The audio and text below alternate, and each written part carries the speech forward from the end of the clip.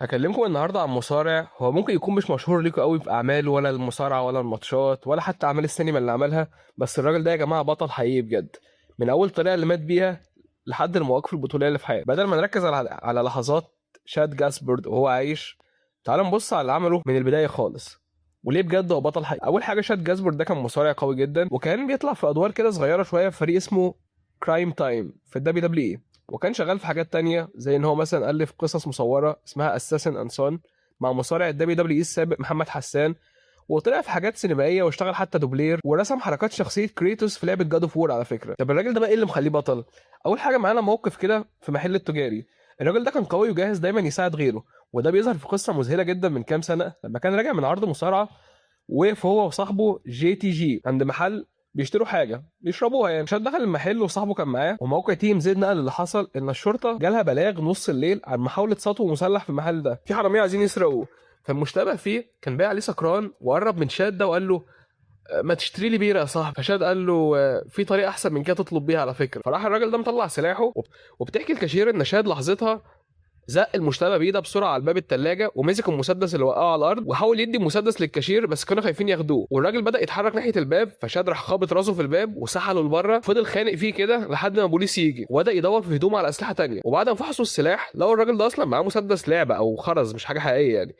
شاد قال له انا افتكرت المسدس حقيقي وما كنتش عايز حد يتاذي. وهنا برضه يا جماعه يثبت لك ان الراجل ده يعني هو قلبه على المحل وكده اكتر بكتير، رغم ان هو يعني مش مصلحته ان هو يتخانق مع حرامي حتى لو واحد كان سكران وخلاص. وكمان الراجل ده كان صديق وراجل عيله بجد. كان باعت رساله جي تي جي مثلا قبل كده، قال له انا لو مت بكره في اي وقت اعرف ان انت اخويا وصاحبي للابد وحتى بعد الحياه دي. وكان عارف ان بكره دي مش مضمونه، عشان كده دي الطريقه حتى اللي مات بيها. في كميه بوستات نزلت كتير عنه هو مات ازاي وكده، زي ناس زي مات مورجان اللي كتبوا على تويتر: عمر كلمة أخ ما كان ليها معنى أكتر من معناها معاك أنت.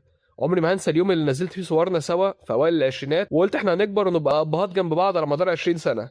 أنا هفضل أحبك يا شاد. وكمان في بوست على انستجرام من ام في بي كشف مش بس عن صداقته لشاد لكن عن شخصيته كمان. قال لك الراجل ده كان عنده قلب كبير وكان زي الأخ الصغير المزعج ساعات، عارفينه يعني، نغلس على بعض بس دايما بنحب بعض. وكان دايما مبتسم وجاهز يطلع. وعندي صحابه زمايل كتير ماتوا بس اول مره ازعل على حد كده، وحتى لما كنا بنتخانق كنت بتصل اصالحه. وكان باعت لي قريب سيناريوهات شغال عليها، وكان عنده اهداف وخطط كبيره جدا، وفي الاخر ضحى بحياته عشان ابنه، يعني عاش اب وبطل. تعالوا بقى قبل ما اقول لكم الراجل ده مات ازاي اقول لكم ايه المشاريع اللي عملها. المشاريع اللي عملها اللي هو فرقه كرايم تايم في الدبليو دبليو اي اللي هي ما استمرتش كتير.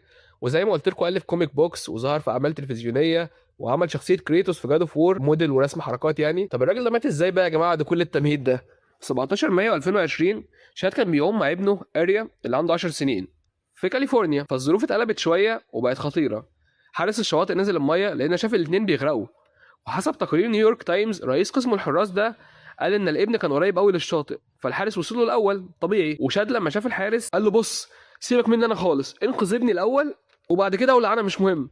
فالحارس طلع الولد الشاطئ وبسرعه رجع جدا عشان يلحق شاد اللي كان بيصارع مع امواج طولها من 5 ل 6 اقدام. وفي خلال 60 ثانيه الامواج ضربت تاني وموجه كبيره قوي نزلت على شاد وغطته وما طلعش تاني، مات يعني. وبقت عمليات بحث مكثفه بس للاسف كان من غير فايده.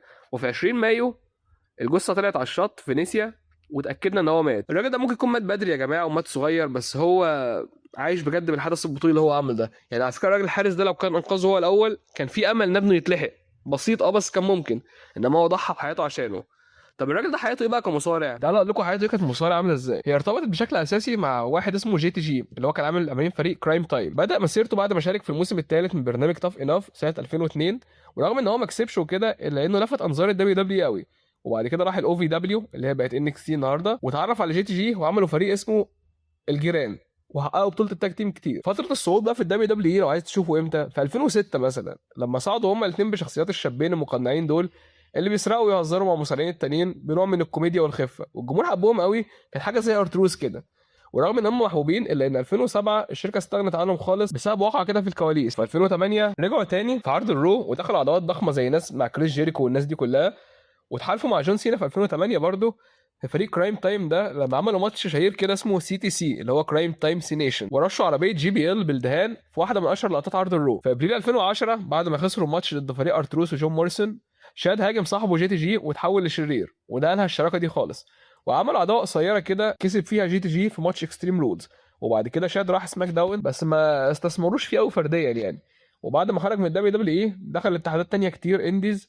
وفي سنه 2014 رجع مع جي تي جي وعملوا الفريق ده تاني ولعبوا في اتحادات محترفه وبتاع وخلاص، رغم ان هم ما حققوش بطوله التاج تيم بس كان حضورهم خفيف على الناس. فاهمين ازاي؟ في 2007 ايه بقى الواقعه اللي خلتهم يطردوا دي؟ كان في عداوه بين كرايم تايم وفريق لانس كيد وتريفور. كان المفروض في الماتش ان كيد هو اللي يكسب وتريفور، بس بعد الماتشات وجي تي جي بيعملوا فقره كوميديه كده بيبيعوا فيها الحزام ومعدات الحكم للجمهور عشان يرجعوا ثقتهم.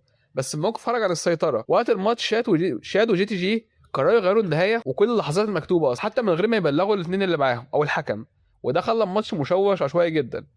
وبعد الماتش شاد مسك الحكم ضربه واداله حركه غريبه كده ما كانتش اصلا في السيناريو، وبعدها قلعوا الحزام وباعوه للجمهور اللي هو عاملين فقره كده ايه عشوائيه قوي. فالخروج عن النص وضرب الحكم وتغيير النهايه ما كانش بروفيشنال خالص، والحكم كان متضايق جدا والاثنين اللي خسروا ظلم دول متضايقين ان هم ما احترموش السكريبت. حتى لما خرجوا جون سينا واجههم بغضب جدا، ورغم ان شاد وجي تي جي حاولوا يشرحوا ان هم فاكرين دي حركه هتزود تفاعل الجمهور يعني، لان الدبليو دبليو اعتبر ده مش احترافيه خالص، وخدوا قرار سريع ان هم يطردوا ورجعوا بعدها السنه اللي بعدها. ده كان الفيديو يا جماعه، الراجل ده يا جماعه بطل بجد. اشوفكم في حلقه جديده ومع السلامه. كان الفيديو يا جماعه، انا ادهم مقدم قناه مصارعه، عامل ليكم صاحب على الايفون عايز تكسب بص الفيديو 40 لايك واختار واحد من الكومنتات. نوعيه القناه هنا كلها عباره عن فيديوهات اخبار، فيديوهات تلخيص عروض شهريه، فيديوهات توقعات وتسريبات. العرض الاسبوعي الوحيد اللي بلخصه بيبقى عرض مسرب مش عرض عادي وخلاص. حاجه تانية معانا ان القناه هنا بتبقى عباره عن في فيديوهات تانية قصص حياه مصارعين، فيديوهات تانية زي مثلا بعمل لك ليست اكتر مصارعين اتصابوا، اكتر مصارعين مش عارف ايه، حاجات زي كده. بتكلم على الاي دبليو طبعا، وبطلع لايفات احيانا في العروض الشهريه. لو انت بتحب محتوى تاني زي ملخصات خش اتفرج عندي في الكومنتات تحت، هسيب لك اللينك اسمها ملخصات من الاخر. القناه دي ان شاء الله مكمله معاك كل يوم فيديوهين. لو عايز فيديو ايا كان مش لازم تشترك في العضويه وكده، قول لي انا عايز فيديو فلاني واعمله لك، ومنورين عندي والله. معنا بس قناه عندي والله بتكبر لحد ما، وانا عندي قناه تانية ملخصات لو عايزين تخشوا تتفرجوا عليها تحت تخشوا. ومع السلامه. لو انت عايز مثلا شايف ان انا بنزل حاجات اباحيه او كده، لا يا جماعه خالص، القناه مش غرضها كده، بس حط نفسكم مكاني لسه ببدا، بحيث ان انا عايز اتشاف الناس اكتر، وده اكتر حاجه بتتشاف. بلس انا ما طلبش مني فيديو وما عملتوش عشان تقول لي مثلا انت استسهلت وعملت اباحه. وحاجه تانية معانا يا جماعه، المواقع والحاجات بتاعت الاباحه الصرف بقت معرضين انكم تشوفوها في اي حته، حتى اطفالنا متعرضين ليها. فما تجيش على قناه انا عاملها اصلا الافلام مش كل الاطفال يعرفوا يشوفوا ملخصات الافلام، لان مثلا لو فيلم فيه زومبيز، في واحد بيحبس بنته في اوضه، الحاجات دي مش طبيعي طفل يشوفها. فما تجوش تمسكوا في دي بالذات ان انا كده اللي بنشر الفساد، لا يعني اليوتيوب اصلا بتاع الاطفال ده بيعملوا حاجه اسمها يوتيوب كيدز، وفي تصنيف معين الالجوريثمز ما بتقترحش لكل الناس اللي هم عايزين، او الخوارزميات. تاني حاجه معانا يا جماعه، انا لا يعني عملت انواع كتير جدا عادي، بس انا لقيت ده بيتشاف اكتر لحد ما نحقق الربح. بعد شهر مثلا نبدا نشوف بقى الدنيا ايه عباره عن ايه. تمام. عامل ليكوا صاحب على الايفون عايز تكسب وصل الفيديو 40 لايك واختار واحد من الكومنتات، ولو وصلنا 200 سبسكرايبر اختار واحد بالليل. واشتغلوا كده يا جماعه معايا في السبسكرايبرز والحاجات دي، لان انا لسه بشوف القناه يعني في فيديوهات بتتشاف قوي فيديوهات لا، ولا فيديوهات اقترحت الاجانب وبتاع، فعلى قد ما نقدر عايزين نكمل القناه بشكل محترم يعني. اشوفكم في حلقه جديده، وصلوا الفيديو 40 لايك ومع السلامه.